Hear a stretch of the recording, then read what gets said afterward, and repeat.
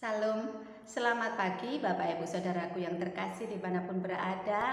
Kita bertemu lagi dalam acara Mimbar Gemar Online. Hari ini Sabtu tanggal 9 April 2022. Saya hari ini terberkati dari jadwal pembacaan kita yang terambil dari surat 2 Korintus pasal 1. Tapi saya akan ambil ayat 3 sampai yang ke-7. Perikopnya adalah ucapan syukur. Terpujilah Allah Bapa Tuhan kita Yesus Kristus, Bapa yang penuh belas kasihan dan Allah sumber segala penghiburan, yang menghibur kami dalam segala penderitaan kami, sehingga kami sanggup menghibur mereka yang berada dalam bermacam-macam penderitaan dengan penghiburan yang kami terima sendiri dari Allah.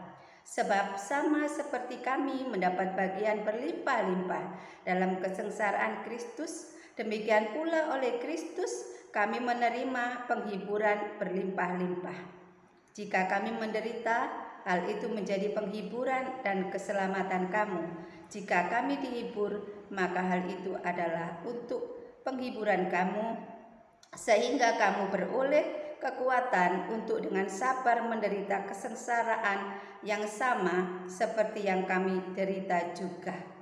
Dan pengharapan kami akan kamu adalah teguh, karena kami tahu bahwa sama seperti kamu turut mengambil bagian dalam kesengsaraan kami, kamu juga turut mengambil bagian dalam penghiburan kami. Bapak Ibu Saudara, renungan hari ini adalah mengenai penderitaan atau kesengsaraan yang dialami oleh Rasul Paulus yang diungkapkan kepada jemaat di Korintus. Kata menderita menurut Kamus Besar Bahasa Indonesia berarti menanggung segala sesuatu yang tidak menyenangkan. Penderitaan adalah hal yang tidak disukai oleh banyak orang, termasuk orang Kristen atau para pengikut Kristus. Tetapi Bapak Ibu Saudaraku yang terkasih, pada kenyataannya mau tidak mau setiap orang pasti pernah mengalami penderitaan. Bagaimana supaya kita kuat dalam menghadapi penderitaan? Dalam bacaan kita tadi, Rasul Paulus menulis dalam 2 Korintus pasal 1, yaitu dengan selalu mengucap syukur kepada Allah Bapa kita yang penuh belas kasih dan sumber segala penghiburan. Dikatakan oleh Paulus, terpujilah Allah Bapa Tuhan kita Yesus Kristus, Bapa yang penuh belas kasihan dan Allah sumber segala penghiburan. Kita tahu Rasul Paulus adalah rasul yang sangat banyak mengalami penderitaan dalam pemberitaan Injil. Di dalam 2 Korintus pasal 11 ayat 23 sampai 25 di sana dituliskan oleh Paulus, apakah mereka pelayan Kristus? Aku berkata seperti orang gila, aku lebih lagi. Aku lebih banyak berjeri lelah, lebih sering di dalam penjara, didera di luar batas, kerap kali dalam bahaya maut. 5 kali aku disesah orang Yahudi, setiap kali 40 kurang 1 pukulan. 3 kali aku didera, 1 kali aku dilempari dengan batu, 3 kali mengalami karam kapal. Sehari semalam aku terkatung-katung di tengah laut.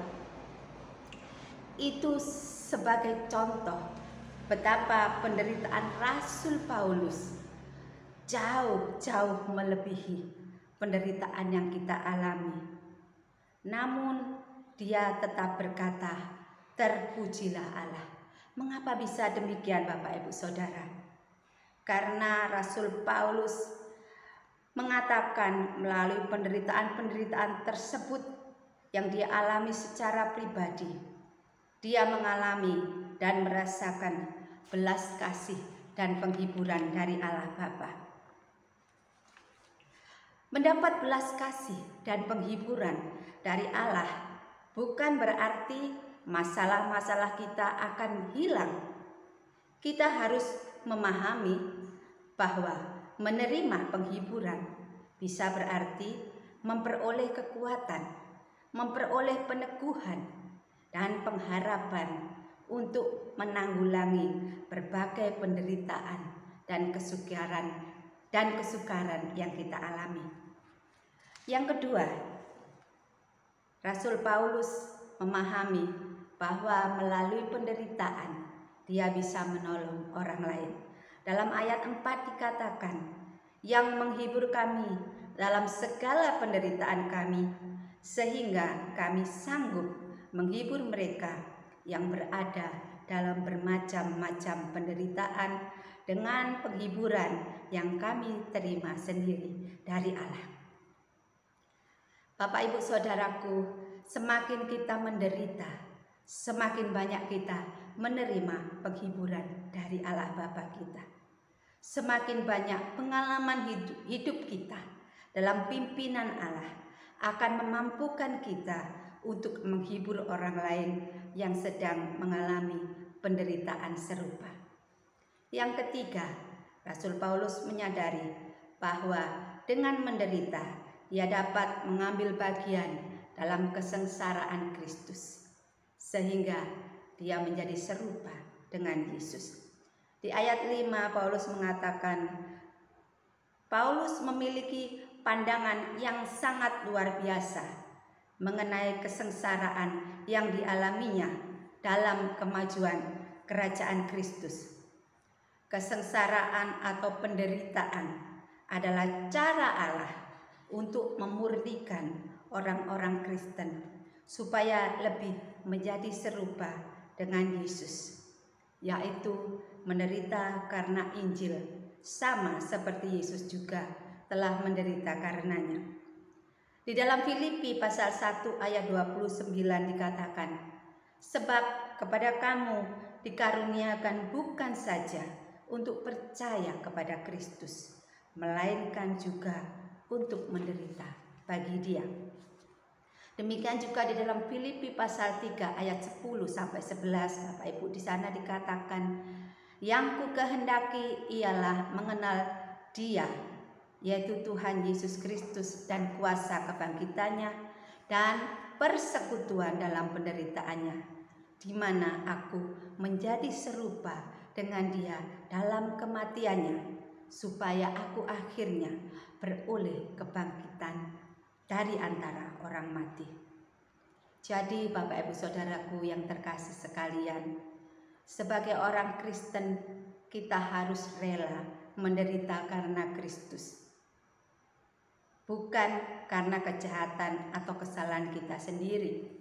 Kalau kita menderita karena kesalahan kita sendiri, seperti contohnya kita tidak menjaga pola makan kita makan sembarangan sehingga akhirnya kita jatuh sakit dan menderita, itu bukan menderita karena Kristus. Atau kita mencuri, kemudian kita masuk penjara, itu kita tidak menderita karena Kristus, tetapi menderita karena kesalahan kita sendiri. Tetapi salah satu contoh menderita karena Kristus adalah jika kita dikucilkan karena kita percaya kepada Tuhan Yesus. Walaupun kita sudah mengasihi, kita berbuat baik dan benar, tetapi orang masih membenci kita karena kita percaya kepada Yesus. Itu adalah salah satu contoh menderita karena Kristus. Lalu kita tidak menjadi serupa dengan dunia ini. Itu adalah juga penderita karena Kristus, karena kita menuruti firman Tuhan yang menginginkan supaya kita tidak serupa dengan dunia ini, tidak mencintai dunia ini, tidak larut dalam kesenangan dunia ini, melainkan memisahkan diri kita dan menjaga hidup kita kudus di hadapan Tuhan. Itu adalah suatu penderitaan yang kita tanggung di dunia ini, karena kita tidak bisa hidup semau-mau kita sendiri. Tetapi di dalam segala tindakan kita harus berpikir, apakah melalui keputusan saya, tindakan saya, ucapan saya mendukakan hati Tuhan atau tidak.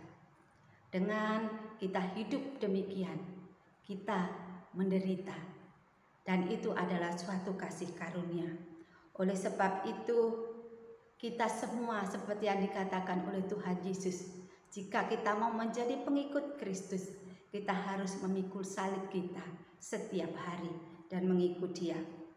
Mari kita menghargai Allah Bapa dan Tuhan kita Yesus Kristus, karena apa yang telah dilakukan oleh Tuhan kepada kita. Begitu besar kasih karunia-Nya. Dan oleh kasih karunia itu menjadi dasar, menjadi titik awal kita untuk kita mengerti bahwa jika kita menderita karena mengikut Kristus, itu adalah suatu kasih karunia, suatu kehormatan dari kita. Karena tempat kita yang sesungguhnya, rumah kita yang sesungguhnya bukan di dunia ini. Kalau kita rela menderita dan tetap bertahan, tidak menyerah, tidak mencurigai Tuhan dan menyangkal Tuhan, tetapi tetap setia seperti Rasul Paulus, bahkan bersukacita dalam penderitaannya, maka kita akan memperoleh kemuliaan bersama-sama dengan Kristus di rumah Bapa di surga. Demikian Bapak Ibu renungan kita, dan saya akan mempersembahkan satu lagu sehingga kiranya bisa memotivasi kita dalam mengiring Tuhan yang penuh derita. Dan selalu ku hargai. Haleluya.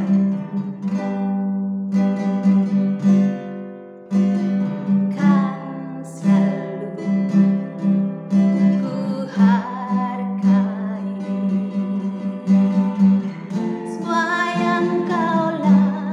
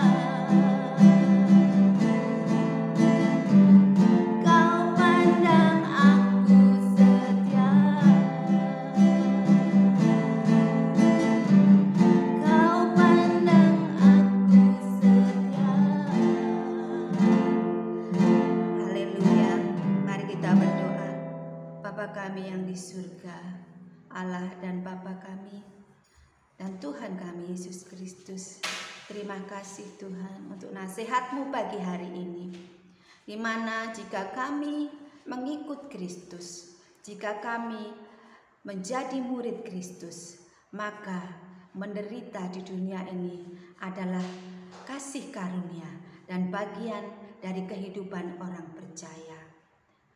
Kami akan selalu menghargai pengorbanan-Mu Tuhan Yesus. Kami akan selalu menghargai kebesaran kasih karunia-Mu Bapa. Dengan kami akan tekun dalam penderitaan kami karena nama Tuhan Yesus. Kami akan selalu Tuhan berusaha hidup benar, hidup suci, hidup kudus, memberitakan kabar kebaikan di dalam kehidupan kami. Kami rindu hidup kami berguna untuk Engkau Tuhan. Biarlah melalui firman Tuhan hari ini umat-Mu, saudara-saudaraku sekalian yang mengikuti Kemar, boleh diberi kekuatan yang baru dalam menghadapi masalah, pencobaan, penderitaan, sehingga mereka boleh dikuatkan dan tidak menyerah, bahkan bersukacita dan mengalami belas kasih dan penghiburan dari Bapa, sehingga kami bisa menjadi alat-Mu untuk menolong orang lain yang mengalami penderitaan. Kami bisa menghibur mereka dan memberi kekuatan kepada mereka, sehingga dengan demikian nama Tuhan semakin dimuliakan melalui kehidupan kami. Terima kasih Bapa untuk firman dan Roh Kudus yang Kau berikan kepada kami, yang menuntun kehidupan kami semakin hari semakin serupa seperti Kristus. Di dalam nama Tuhan Yesus kami mengucap syukur, haleluya, amin. Selamat pagi Bapak Ibu Saudaraku yang kekasih, selamat beraktivitas dalam pimpinan Tuhan untuk menjadi serupa Kristus. Tuhan Yesus memberkati, amin.